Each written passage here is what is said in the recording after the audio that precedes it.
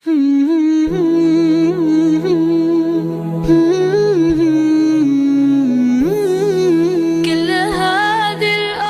kedua, yaitu setiap manusia itu pasti akan mendapatkan ujian, yaitu yang kedua pada hartanya. Makanya manusia kan diuji oleh Allah dengan hartanya. Jangan mengira bahwasanya dan mempersepsikan bahwasanya ujian pada harta itu hanya pada bentuk sesuatu yang sifatnya itu sempit. Karena sesungguhnya yang lapang itu juga ujian, yang sempit itu adalah ujian. Jangan mengira bahwasanya ujian pada harta hanya mengenai kepada mereka yang susah membeli beras, susah membeli motor, susah membayar uang kontrakan. Bukan, itu ujian juga. Tapi sesungguhnya ketika seseorang mendapatkan kelapangan harta itu adalah ujian baginya. Berapa banyak keluarga ketika mereka masih diberikan kesempitan harta tapi justru rukun dan harmonis. Tapi ketika mereka diberikan kelapangan harta, masing-masing pasangan itu melakukan dosa-dosa besar yang justru tidak pernah mereka lakukan ketika mereka masih disempitkan rezekinya oleh Allah di waktu dulu. Itu ujian pada harta. Ada yang susah payah mendapatkan harta, ada yang kelapangan mendapatkan harta, saking lapangnya dan mudahnya dia mendapatkan harta, sampai akhirnya kadang-kadang dia tidak bisa menolak harta yang haram dan harta yang syubhat. Maka itu ujian pada harta. Dan tentunya harus paham, yang dibanyakin hartanya bukan tanda mulia Allah kepada hidupnya, yang disempitkan harta yang disempitkan harta bukan tanda Allah menghinakan. Banyak manusia itu yang menyangka kalau sempit hartanya Allah menghinakan, kalau kaya hartanya berarti Allah memuliakan. Salah. Dan itu Allah sudah sampaikan pada surat Al-Fajr. Fa'amal insan idza mabtalahu rabbuhu fa'akramahu wa na'amahu fayaqulu rabbi akraman. Banyak manusia itu kalau mereka diberikan kenikmatan harta itu menyangka Allah sayang sama kita. Tapi kalau dia diberikan kesempitan harta maka dia langsung berkomentar Allah sedang benci sama kita. Enggak. Harta itu tidak pernah menjadi indikator ridho dan bencinya Allah pada kehidupan kita. Makanya disitulah kita akhirnya faham. Tapi setiap orang itu diuji dengan harta, baik yang lapang ataupun baik pada sesuatu yang sifatnya sempit.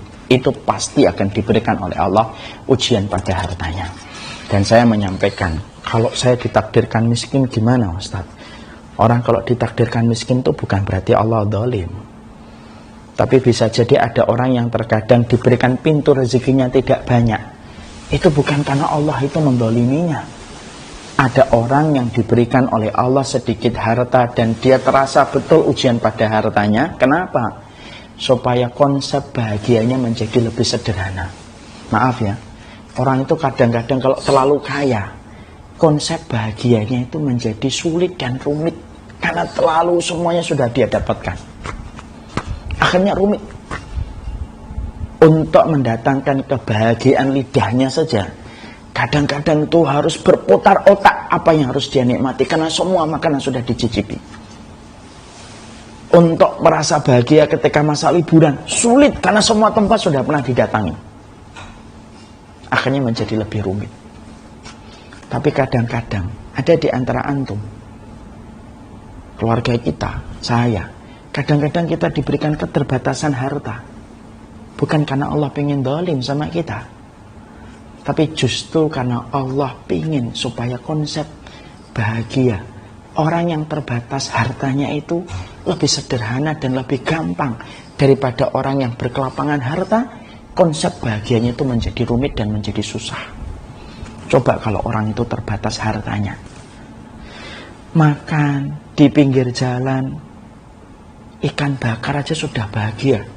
Mungkin akan dia kenang itu 2-3 hari atas nikmat lidah yang dia rasakan ketika makan ikan bakar.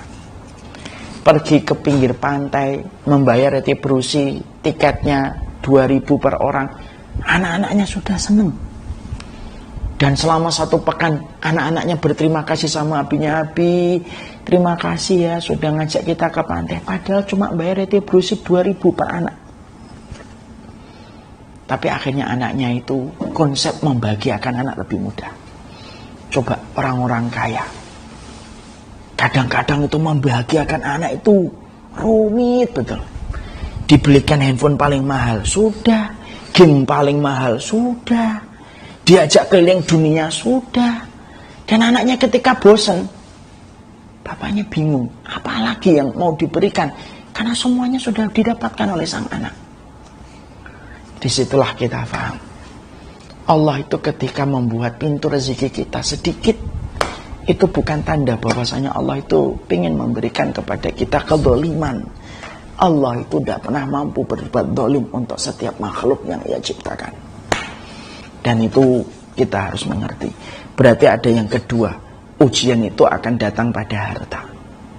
Yang ketiga, ada ujian yang bersifat kepada keluarga. Artinya, masing-masing dari kita itu mendapatkan ujian pada keluarga. Setelah kita mendapatkan ujian pada diri kita mendapatkan ujian pada harta kita, maka yang ketiga, kata Syekh Abdul Qasim, Syekh Abdul Malik, yaitu yang ketiga, setiap manusia pasti akan mendapatkan ujian pada keluarganya. Makanya sering sekali saya menyampaikan di dalam banyak muhadharah, dalam banyak sekali sesi-sesi kajian yang saya sampaikan sebelumnya, saya sering berkata, kenapa para nabi itu mendapatkan ujian itu bukan hanya dari kaumnya, tapi juga mendapatkan ujian dari keluarganya. Nabi Adam mendapatkan ujian dari anaknya, yaitu Qabil. Nabi Nuh dari anaknya dan istrinya, Nabi Lut dari istrinya, Nabi Ibrahim dari bapaknya, Nabi Ismail dari istri pertamanya sebelum berpisah dan kemudian menikah yang kedua. Kemudian kita menjumpai Rasulullah memiliki ujian dengan pamannya. Asiyah mendapatkan ujian lewat suaminya. Kenapa keluarga para nabi dan para rasul harusnya secara logika, kalau kita ingin mengikuti rasionalitas kita, harusnya para nabi itu kan keluarga mereka itu kan keluarga yang betul-betul ideal. Karena role model kita itu harusnya adalah para nabi dan para rasul. Harusnya itu keluarga nabi itu ideal. Suaminya beriman, istrinya beriman, anaknya taat, kemudian keturunannya taat, bapaknya juga beriman, pamannya beriman, keluarga semuanya beriman, akhirnya menjadi role model untuk setiap orang yang beriman. Harusnya kalau kita ngikutin logika itu kan begitu. Tapi justru yang kita jumpai dalam panggung kehidupan para nabi dan panggung kehidupan para rasul, justru kita jumpai bahwasanya kehidupan para nabi dan para rasul itu, mereka keluarganya itu, Masya Allah ya, ujiannya malah macam-macam. Ada yang diuji bapak, ada yang diuji anak, ada yang diuji istri, ada yang diuji suami, bahkan ada yang diuji dengan paman. Itu menyampaikan sebuah message kepada kita. Apa message yang Allah kirimkan ketika Allah itu memberikan panggung kehidupan keluarga para nabi yang semacam itu, supaya menyampaikan kepada kita, loh kamu itu, kalau nabiku dan para rasulku mendapatkan ujian dari keluarga, loh apalagi kamu, bukan nabi, bukan rasul. Kadang-kadang kan ada orang itu mikir, kenapa sih ujian saya pada keluarga? Saya sering sekali mendapatkan curhatan, kenapa ujian saya itu pada istri saya, Ustaz? Kenapa ujian itu pada anak saya? Itu tidak berbicara kenapa, itu bagian dari kepahitan hidup. Laqad khalaqnal insana fi kabad. Setiap manusia itu akan mendapatkan susah payah pada kehidupannya ketika dia diciptakan oleh Allah. Makanya di situ akhirnya setiap orang akan mendapatkan ujian pada keluarganya. Masing-masing akan mendapatkan ujian. Yang membedakan itu adalah bentuknya saja. Kita sering menjumpai ada teman kita diuji sama istrinya. Pada teman yang lainnya kita mendapatkan ujian pada suaminya. Maaf ya, saya pernah berpikir begini. Mungkin antum juga pernah berpikir. Saya tuh kadang-kadang pernah mendapati curhatan seorang suami. Saya tuh pengen istri saya tuh ngaji, Ustaz. Susah banget sih nyuruh dia pakai jilbab. Susah banget sih nyuruh dia untuk ngaji bareng-bareng sama saya. Saya memberikan nasihat, sabar akhi. Di sisi yang lainnya, saya juga pernah mendapatkan banyak curhatan dari banyak istri yang berkata, kenapa suami saya ngelarang saya pakai jilbab, Ustaz? Saya kan pengen menutup aurat. Suami saya selalu menyulit-nyulitkan saya kalau saya minta izin untuk ngaji itu selalu aja alasannya supaya tidak jadi saya ngaji gitu. Kadang-kadang saya berpikir, kenapa Allah tidak mempertemukan seorang suami yang curhat tentang istrinya yang susah menutup aurat, tidak dipertemukan seorang istri yang juga telah mendapatkan kesulitan dari suaminya ketika suaminya melarang dia pakai jilbab. Padahal bagi Allah mudah untuk mempertemukan laki-laki itu dengan perempuan tersebut sebelum mereka dua-duanya menikah, supaya pas laki-laki yang ingin mendapatkan istri yang menutup aurat mendapatkan seorang wanita yang ingin mendapatkan suami yang menyuruh dia menutup aurat. Tapi kenapa diberikan judul oleh Allah berbeda? Simpel. Itu cara Allah menegaskan bahwasanya manusia itu fi kabad. Manusia itu berada pada kegetiran hidup, kepahitan urusan-urusan yang dia jumpai. Ya kan begitu.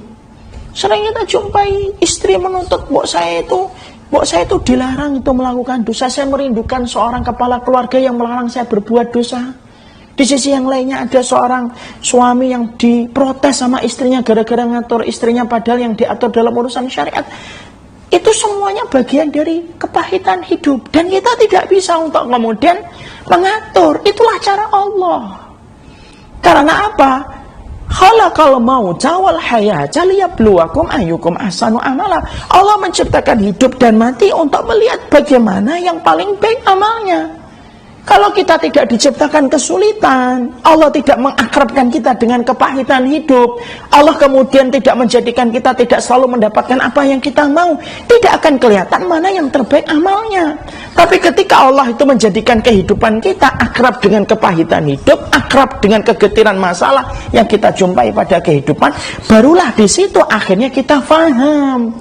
Memang manusia diciptakan dalam kondisi kabad, kepahitan hidup dan kegetiran urusan akhirat. Dan di situ akhirnya kita mengerti bahwasanya manusia itu ketika diberikan kesulitan oleh Allah, kepahitan hidupnya, kegetiran hidupnya, karena pada dasarnya Allah ingin melihat siapa yang paling mumtaz dan paling istimewa dalam setiap ujian kehidupan yang Allah berikan untuk mereka.